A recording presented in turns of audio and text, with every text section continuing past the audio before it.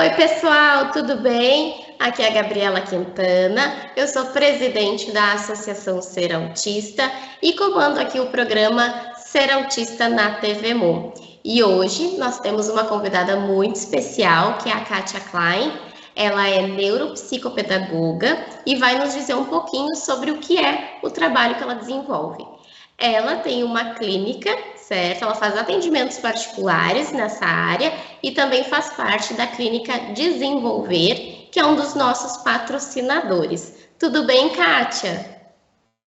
Tudo bem, quanta honra conversar contigo essa noite, né? Obrigada, igualmente. Hoje, Kátia, eu quero compartilhar com os telespectadores um pouquinho sobre o que é a neuropsicopedagogia, qual é o trabalho que tu desenvolve, a importância, né, digamos assim, para o TEA.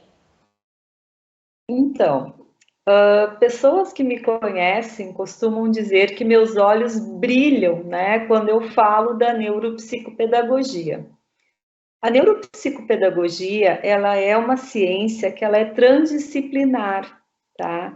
Então, ela advém, assim, da pedagogia e da psicologia cognitiva. E ela tem como foco de estudo a neurociência e a relação da aprendizagem humana.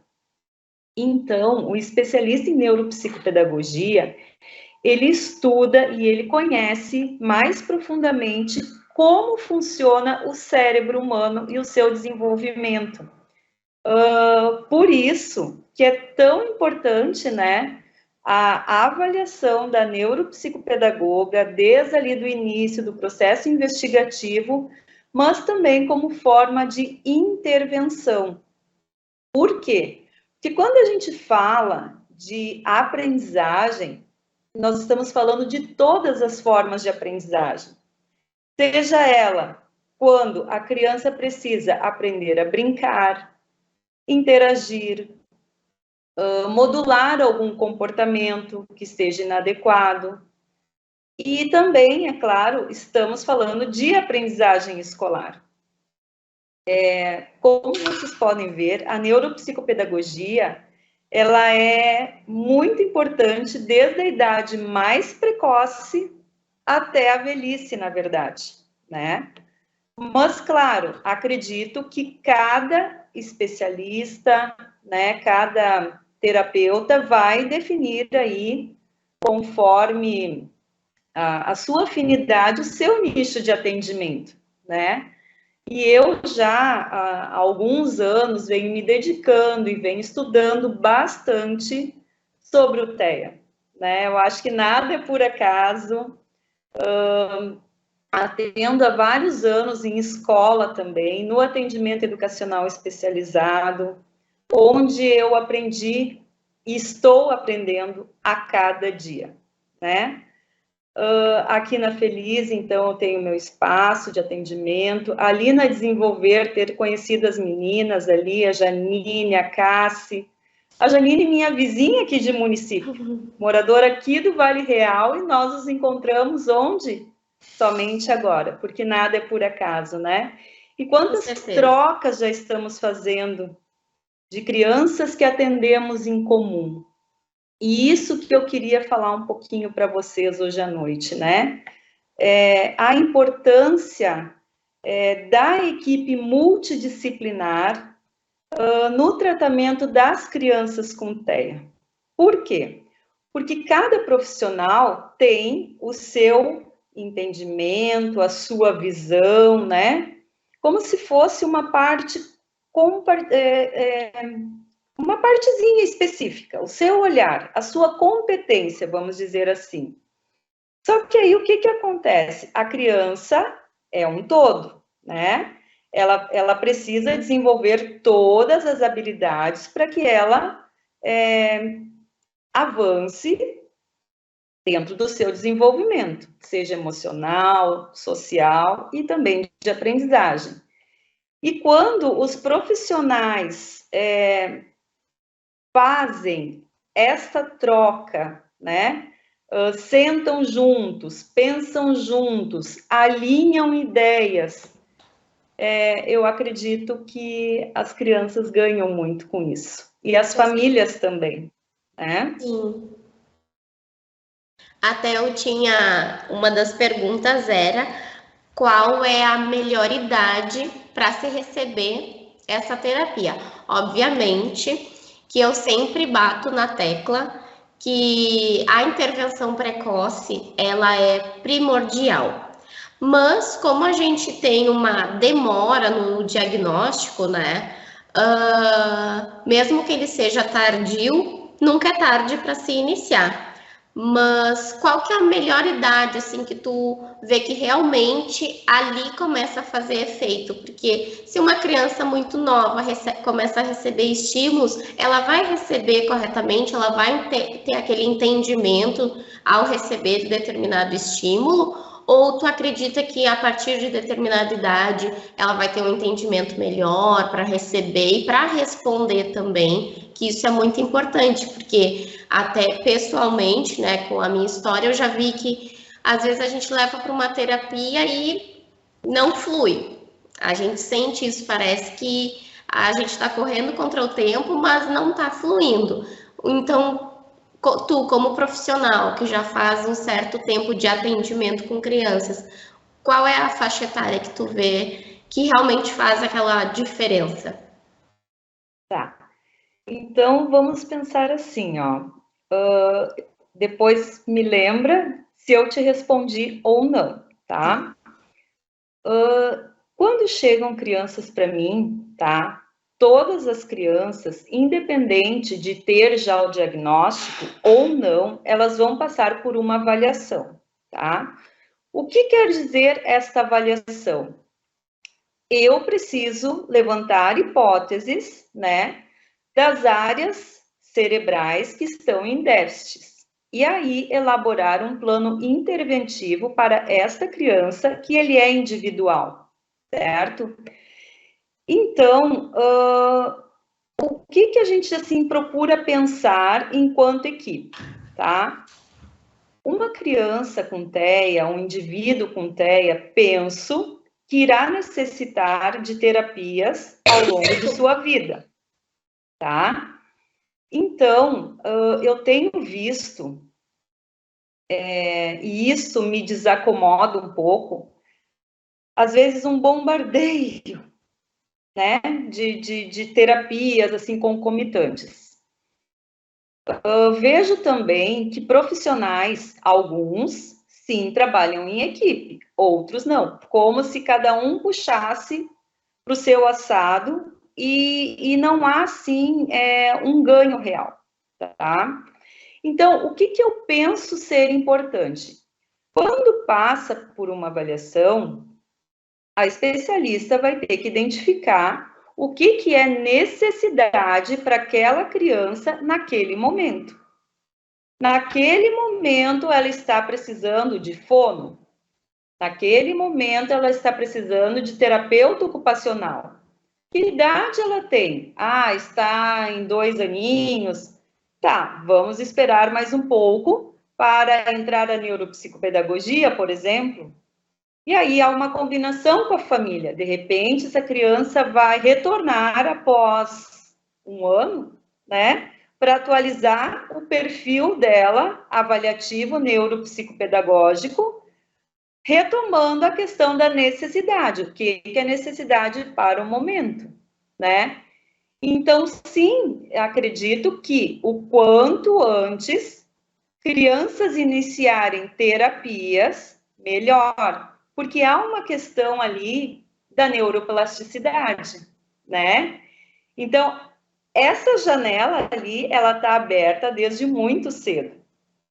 Só que a gente tem que perceber o que realmente vai fazer a diferença para aquela criança naquele momento.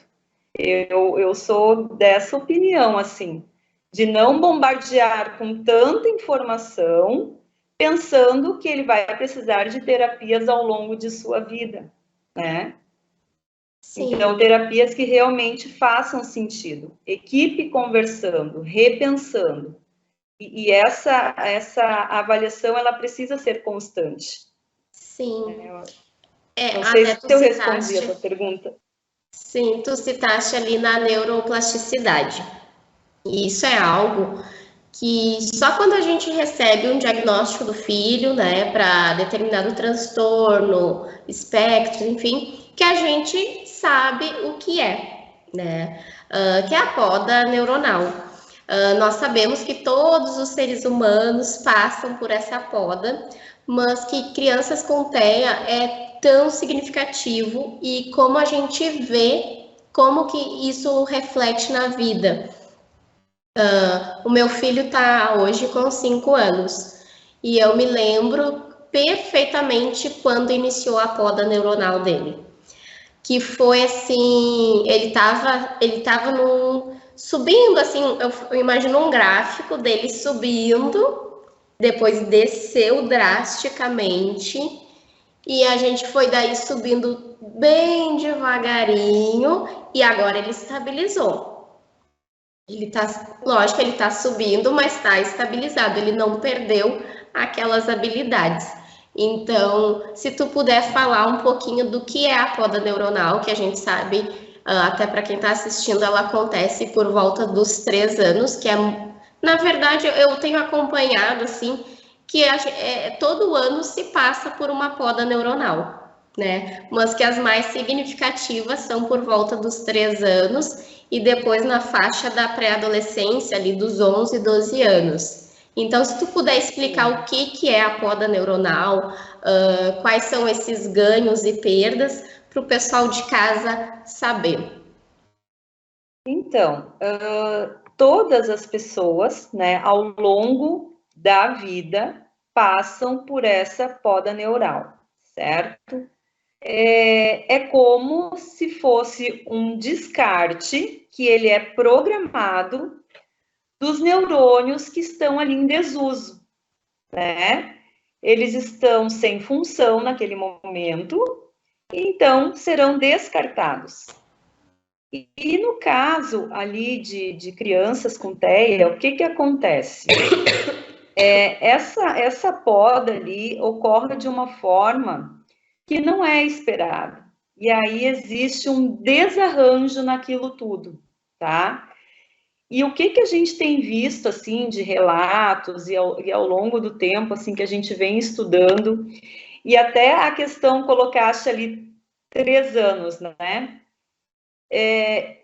Eu hoje fechei, assim, uma avaliação que eu fiquei já em sérias dúvidas. A menina fez apenas 2 aninhos. E a colocação da mãe é a seguinte, que ela vinha num processo, né, de aprendizagem de fala, e outras aprendizagens também, porque é uma idade, assim, que o ser humano, né, muitas aprendizagens, a maior parte das aprendizagens para a nossa vida ocorrem nessa idade ali. E aí houve já um retrocesso nessas aprendizagens, ecolalia que se percebia, não se percebe mais. Então, assim, há 2 tipos de relatos. Eu tenho percebido. Um que é aos pouquinhos, ou essa mãe percebeu antes também. Pode ser. E também há relatos que é, pum, de uma hora para outra. Né?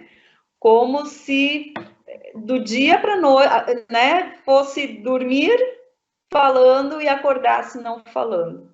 Mais ou menos assim. E tudo por conta, então, dessa poda neuronal que acontece de uma forma muito desorganizada. E realmente ali a criança perde aprendizagens, perde habilidades pelo qual ela já estava dando conta.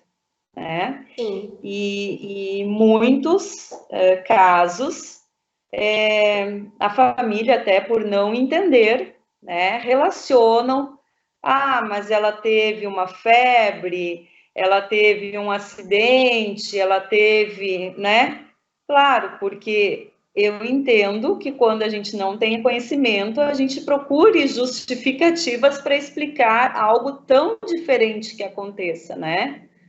Mas o importante é buscar ajuda, buscar informação, né? Trocar ideias. Sim. Um ponto assim que é bem importante também.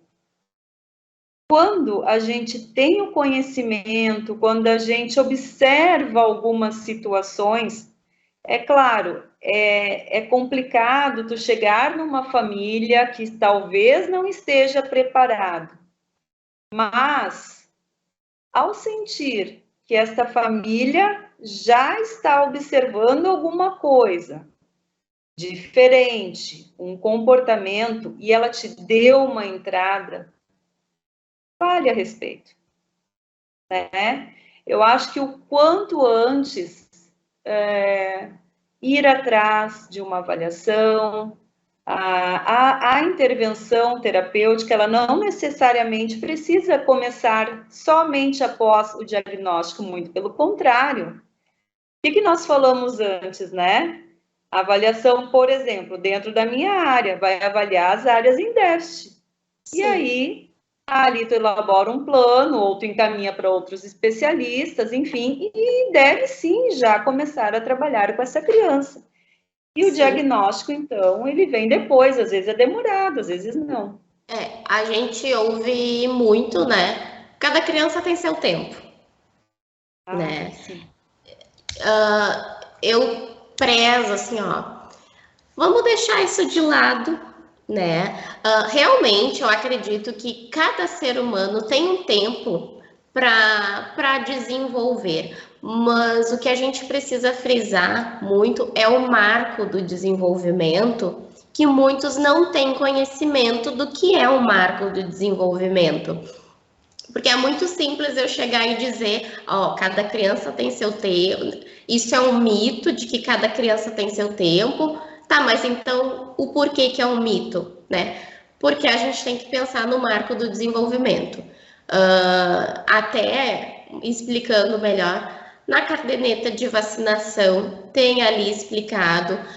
É muito importante a gente fazer a leitura da caderneta de vacinação, porque às vezes a gente fala, eu não tinha conhecimento, mas às vezes está perto de nós o conhecimento, pouco conhecimento, mas está ali. Então é importante a gente fazer essas leituras do que a criança tem que fazer aos 3 meses, do que a criança tem que fazer com 6, não exclusivamente com 6 meses ela tem que sentar. Não, mas ela já tem que dar indícios de ficar segura, de mostrar interesse de sentar, de engatinhar, de começar as primeiras palavrinhas. A partir daí, ela não fez não atingiu o marco do desenvolvimento, acendeu um sinal de alerta, compartilhar com o pediatra, né? Eu recebi o diagnóstico do Francisco, um diagnóstico fechado com 1 ano e 10 meses. Só que com 1 ano e 5 foi quando nos acendeu aquele sinalzinho de alerta, né? E a partir dali muitos me disseram, a própria pediatra que acompanhava ele, não, mãe, isso é coisa da tua cabeça, cada criança tem seu tempo. E eu pensei, não, vou começar a pesquisar porque eu já tinha o autismo em mente. Conversei com outras mães de outros estados, me diz porque aqui, infelizmente, em Montenegro não se falava sobre autismo há 5 anos atrás, né? Não tinha alguns pais que a gente conversava, mas não tinha profissional para se procurar, era muito pouco falado. Então, eu me lembro que conversei com outros pais e me disseram, leva para fono, já coloca ele na fono e já procura uma intervenção precoce. E daí foi quando eu conheci uma pessoa que fazia intervenção precoce aqui, que foi a Júlia, e a fono ele já iniciou. Com 1 ano e 10 ele já estava em 2 terapias com um diagnóstico fechado. Eu sei que o que acontece. Muitas pessoas, muitas famílias não têm recurso de fazer o pagar particular. Pelo município, né, precisa de um laudo para iniciar a intervenção. Só que o laudo é demorado porque não existe um exame de sangue que vá detectar autismo. É uma análise clínica, né?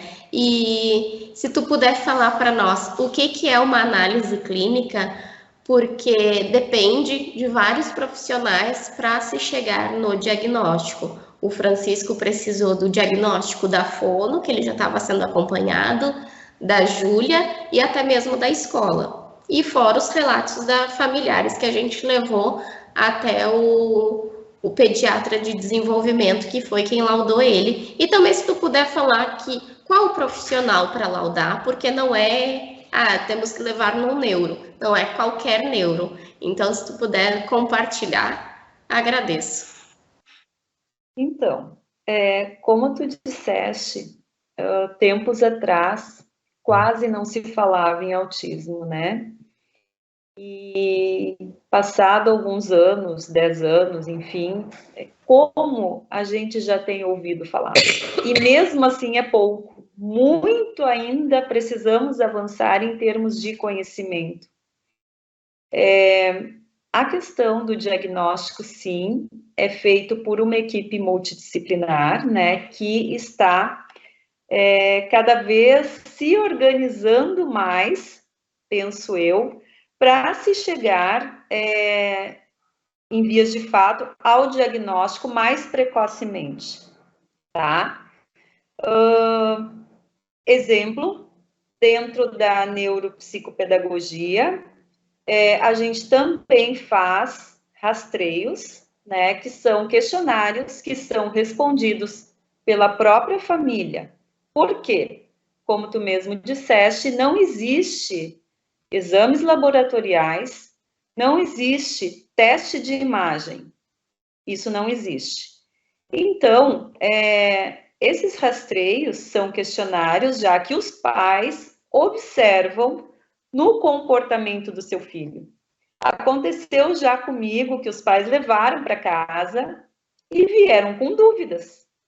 E sentamos juntos e nós fomos respondendo juntos, porque eles também não identificavam ou para eles estava dentro da normalidade, vamos dizer assim, o comportamento que seu filho vinha apresentando por ser um filho único ou por não ter priminhos ou outras crianças que convivem. Então, também não tinha aquele parâmetro de comparação.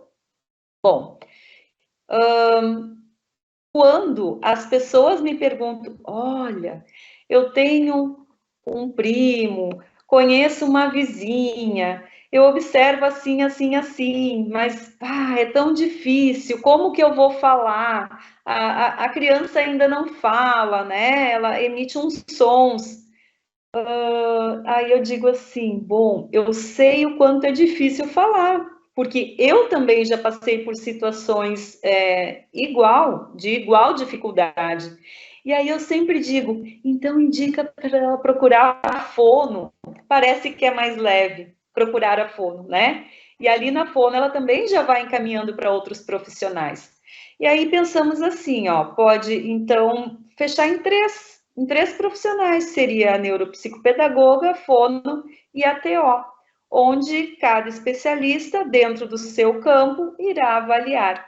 Juntando essas avaliações, aí sim passará para um neurologista infantil ou para um psiquiatra infantil, porque só esses médicos que são especialistas da área médica é que tem, então, a competência para fechar esse diagnóstico. Perfeito, porque a gente ouve muito falar, levei no neuro X, e daí a gente, mas ele não é adulto? Não, mas ele disse que é autismo, tá aí o laudo. Não me deu o laudo, ele só disse. Então, essas questões, também eu sempre recomendo pegar duas opiniões, né? Porque muitas vezes leva no não, ele não é, temos que regular o sono, na verdade ele só tem uma agitação, vamos medicar, né? Que eu acho não é errado, né? Tem que ter uma análise. Mas eu penso, antes de um diagnóstico, como que a gente vai medicar para maquiar comportamento, vai demorar mais. Eu acho que muitas vezes é cômodo, né? Porque pode ser, não é aquilo que o pai quer ouvir, na verdade, que a criança não é autista, que não, meu filho é normal, sendo que independente se for autista ou não, eu vejo dessa forma que todos, né, são normais e que tem limitações no comportamento, né, que o autismo é uma condição, as terapias não são para cura, né? Longe disso, é para qualidade de vida, é para desenvolvimento, né? Kátia, a gente piscou e o programa está chegando ao fim. Tu acredita nisso? Eu vou ter que solicitar aqui um programa de 1 hora. Viu? Tranquilo. Mas assim, eu quero que tu nos deixe as tuas considerações finais.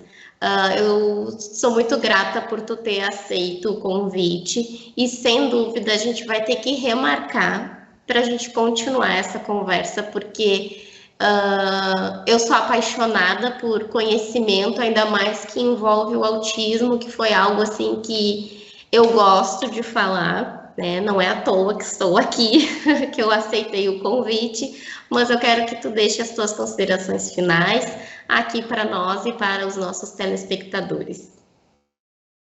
Então, eu mais uma vez vou agradecer o convite, porque da mesma forma eu vou colocar que eu também sou uma apaixonada, né?